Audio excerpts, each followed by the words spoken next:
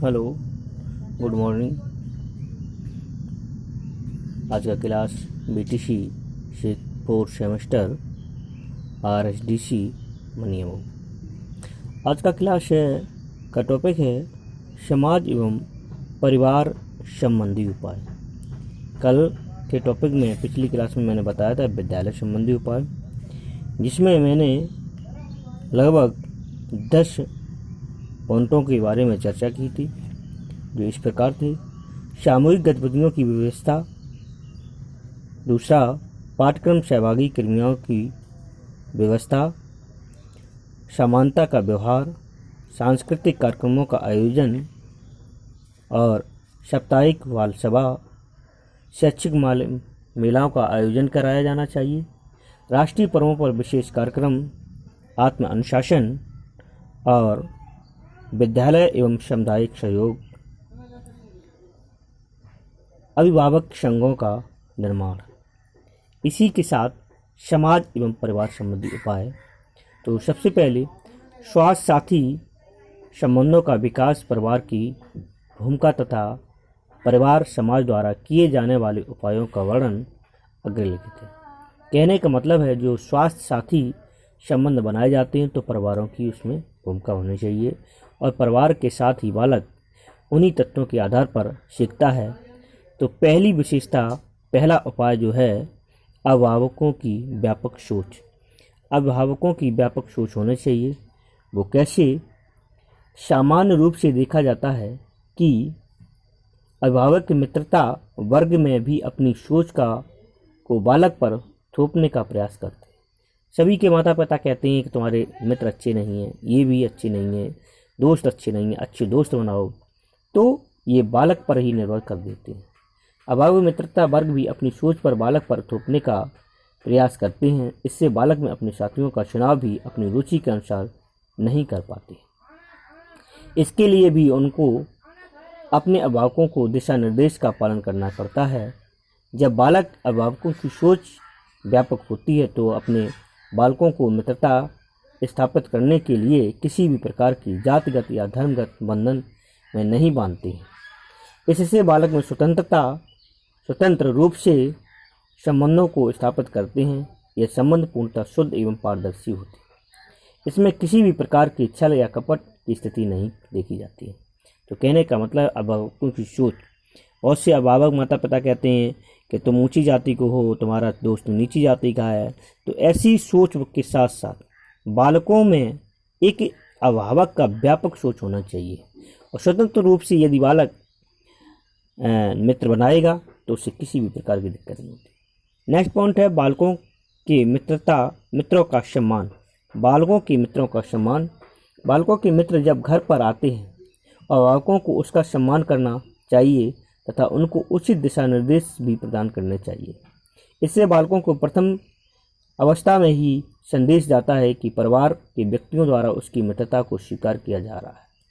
द्वितीय, बालक को जब मित्रता में कार्य संबंधी उचित सलाह अभिभावकों द्वारा दी जाती है तो इस प्रकार की स्थिति में स्वास्थ्य साथी संबंधों का विकास होता है। तो कहने का मतलब है कि बालकों को अगर मित्र के घर जाता है तो उसके माता पिता को अच्छे दिशा निर्देश देना चाहिए। नेक्स्ट पॉइंट है जाति संबंधी संकीर्ण सोच। जाति संबंधी का बात आ जाती है कि जाति संबंधी संकीर्ण सोच का मतलब है कि हमारे बीच में जो एक जाति प्रथा का बंधन है, ऊंच और नीच का, तो ऐसे अभिभावकों को भी सम्मान करना चाहिए। ये बात जात प्रथा के अंतर्गत भी। बालक मित्र जब अपने घर जाते हैं तो अभिभावक उसका सम्मान। सामान्य रूप से बालकों की मित्रता में यह देखा जाता है कि अभिभावक द्वारा उनको निम्न जाति के बालकों से मित्रता करने से रोका जाता है, क्योंकि अभिभावकों में समाज स्तर पर ऊंच नीच निम्न जाति की अवधारणा कार्य करती है। इससे स्वास्थ्य साथी संबंधों का विकास नहीं हो सकता है और नहीं हो पाता है। इसीलिए इसे ऐसी जाति पात की बात करते हुए अभिभावक अपने बालकों की मित्रता पर संकोच जाहिर करते हैं। नेक्स्ट पॉइंट आ जाता है धर्म संबंधी। धर्म, हमारे भारत में कई प्रकार के धर्म हैं, हिंदू, बौद्ध, सिख, ईसाई, ये धर्म के आधार पर। जैसे कोई बालक हिंदू धर्म का है और उसे मुस्लिम धर्म से मित्रता हो गई है, ईसाई धर्म से मित्रता हो गई है, तो वहाँ एक धर्म का बंधन आ जाता है। किताब की भाषा कहती है कि धर्म संबंधी संकीर्ण सोच में भी बालकों के स्वास्थ्य साथी संबंधों के विकास मार्ग को बाधा है। अभिभावकों द्वारा कभी भी बालकों के समक्ष किसी भी धर्म की आलोचना नहीं करना चाहिए, वरन धर्म के मूल तत्व मानवता, अहिंसा, नैतिकता के बालकों को समझना चाहिए। इससे बालकों के मन में धर्म के मूल तत्व मानवता और नैतिकता की अहिंसा के प्रति सम्मान होगा और प्रत्येक धर्म के बालक समान विचार होंगे। ऊंच नीच की भावना नहीं करनी चाहिए। नेक्स्ट पॉइंट आ जाता है नैतिकता की भावना का समावेश। नैतिकता की भावना का समावेश तभी होगा जब बालक में नैतिक आचरण गुण होंगे। तो नैतिक आचरण गुण तभी बालक में आएंगे जब उनके कर्तव्य और दायित्वों की परिवार का यह दायित्व बनता है कि उसके द्वारा प्रथम स्तर पर प्राथमिक स्तर से ही बालकों की नैतिकता की भावना का समावेश किया जाए। इससे बालक अपने संबंधों में नैतिकता का ध्यान रखेगा। इस प्रकार की संबंधों में स्वार्थ भावना एवं हिंसा का कोई स्थान नहीं होगा। इस स्थिति में बालक अपने साथी संबंधों के साथ मानव हित के लिए कार्य करेगा। तो नैतिकता धर्म, जाति और संप्रदाय की भावना से उच्च स्तर प्रदान करेगा। इस आधार पर साथी संबंधों पर विकास संभव होगा। नेक्स्ट पॉइंट आ जाता है सामाजिक विकास। सामाजिक भावना का समावेश। सामाजिक भावना का समावेश तभी आएगा बालक में जब सामाजिक कार्य कराया जाए। उससे सामाजिक कार्य तभी कराया जाएगा जब साथी संबंधों के साथ बालक एक दूसरे से अपना विचार व्यक्त करता है और बालक में संबंध स्थापित करने की क्षमता उस स्थिति में अधिक होती है जब उसके अभिभावक द्वारा बालक को विविध प्रकार के सामाजिक कार्यों में भाग लेने की अनुमति होगी। यदि सामाजिक कार्य हो रहा हो तो बालक के माता पिता का दायित्व बनता है कि उसे सामाजिक कार्य में भाग लेने की स्थिति हो। नेक्स्ट पॉइंट आ जाता है सामाजिक कार्यों में सहभागिता का अवसर। सामाजिक कार्य जब हो रहे हो तो सहभागिता का भी अवसर हमें लेना चाहिए, बढ़ चढ़ के कार्य में हिस्सा लेना चाहिए। अभिभावकों द्वारा सामाजिक कार्यों में सहभागिता के अवसर पर देने के लिए बालकों को उचित प्रेरणा देना चाहिए और अनुकूल स्थिति उत्पन्न करनी चाहिए। जब तक बालक सामाजिक कार्यों में सहयोग नहीं करेगा तब तक वह अपने मित्र वर्ग का निर्माण नहीं कर सकता है और उसे अच्छे और बुरे की समझ नहीं आएगी। नेक्स्ट पॉइंट आ जाता है खेल के अवसर। खेल के अवसर हमें बालकों को तुरंत हर समय देना चाहिए, क्योंकि बालक का सर्वांगीण विकास में खेल का भी अहम भूमिका होती है। इसीलिए बालकों सामान्य रूप से बालकों में खेल बहुत अच्छे लगते हैं। खेल के सफल संचालन के लिए उसके साथियों की आवश्यकता होती है।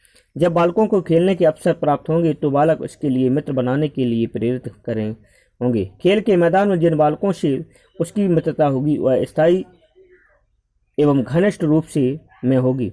अभिभावकों का खेल के प्रति सकारात्मक भाव ही स्वास्थ्य साथी संबंधों के विकास करता है। नेक्स्ट पॉइंट आता है बालकों को उचित निर्देशन। बालकों को उचित निर्देशन तभी दिया जा सकता है। प्राथमिक स्तर पर बालक को देखा जाता है कि अनेक अवसरों पर बालकों में तथ्य से चिन्हित होते हैं और उनके गलत व्यवहारों से मित्रता न करें, जिसके परिणामस्वरूप भविष्य में हानि ना पहुंचाई जा सके। तो ऐसे भी हमें देखना चाहिए। और नेक्स्ट पॉइंट आ जाता है परिवार का आदर्श एवं वातावरण।